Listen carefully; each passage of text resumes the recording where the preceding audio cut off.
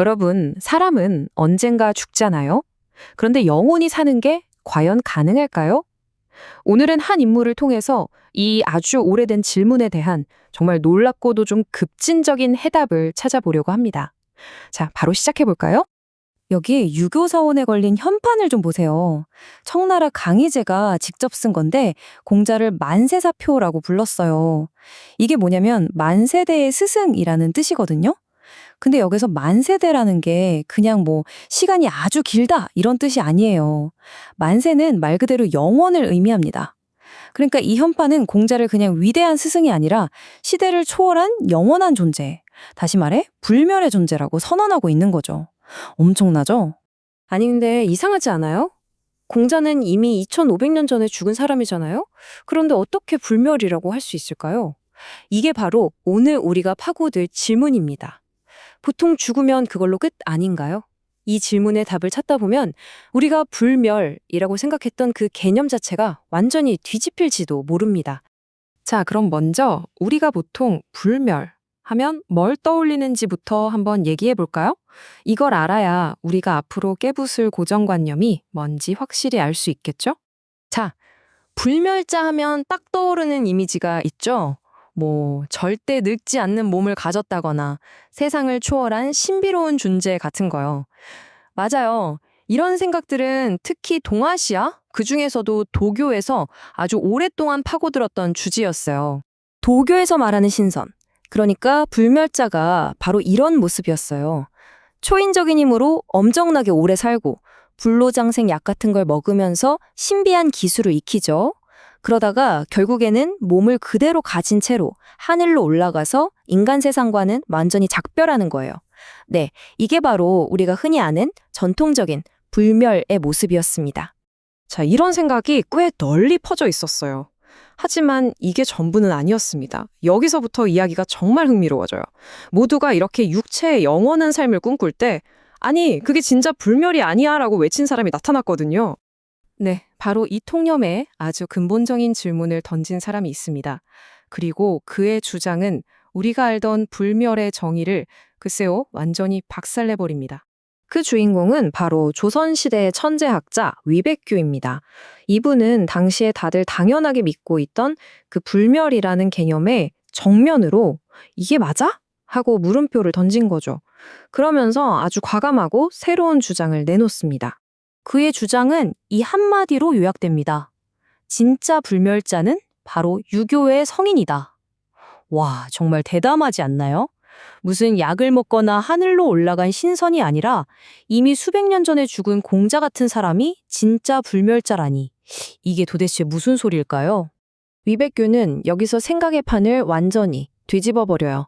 그는 이렇게 묻는 겁니다. 아니, 개나 돼지도 살아 숨쉬는데? 그냥 육체가 살아있는 게 뭐가 그렇게 대단한 일이야? 라고요. 중요한 건 육체가 아니라는 거죠. 대신 영원히 사라지지 않는 정신과 사상, 바로 이게 진짜 생명의 핵심이라고 주장한 겁니다. 자, 그럼 이제부터 위백규가 말하는 이 새로운 불멸, 이 정신의 불멸이라는 게 대체 뭔지 그 비밀을 한번 제대로 파헤쳐보죠. 바로 이겁니다.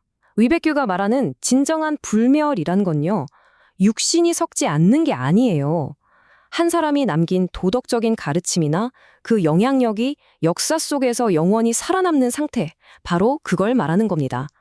그러니까 육신의 생명이 아니라 정신의 생명이 영원히 이뤄지는 것, 세대를 넘어서 계속 사람들의 마음속에 살아 숨쉬는 것, 이게 바로 진짜 불멸이라는 거죠.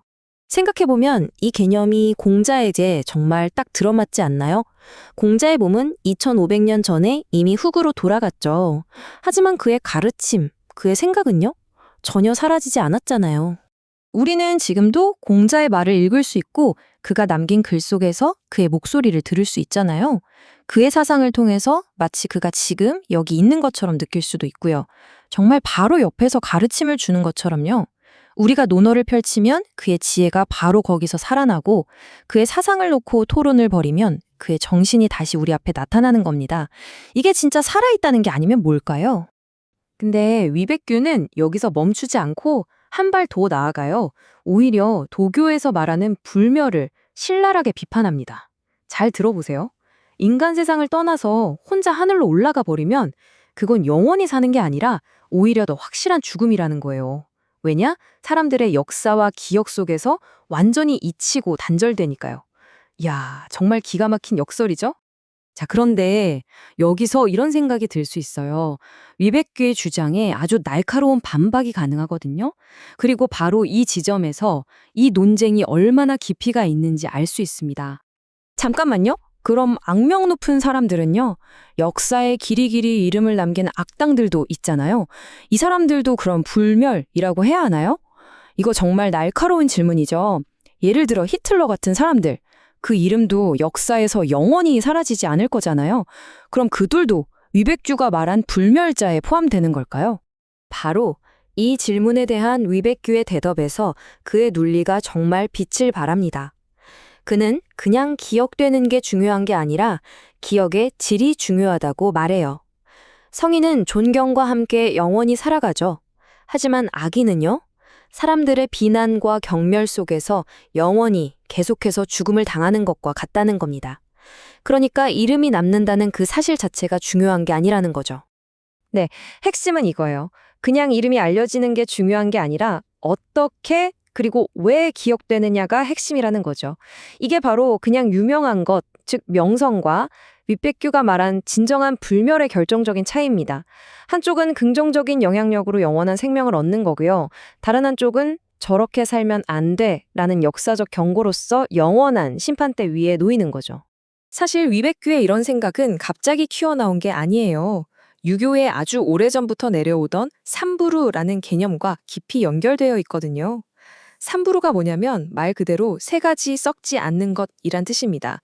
첫째는 훌륭한 덕을 세우는 것, 둘째는 사회를 위해 큰 공을 세우는 것, 그리고 셋째는 후세를 위해 지혜로운 말을 남기는 것이죠. 바로 이 세 가지를 통해서 인간은 육체의 죽음을 뛰어넘어 영원히 남을 수 있다는 겁니다. 자, 이 모든 이야기는 결국 우리 자신에게 하나의 질문을 던지는 것 같아요. 우리가 진짜로 추구해야 할 불멸은 과연 어떤 모습일까요? 그냥 단순히 육체적으로 오래 사는 것일까요? 아니면 의미 있는 무언가를 남기는 것일까요? 여러분이 생각하는 진정한 불멸은 무엇인가요?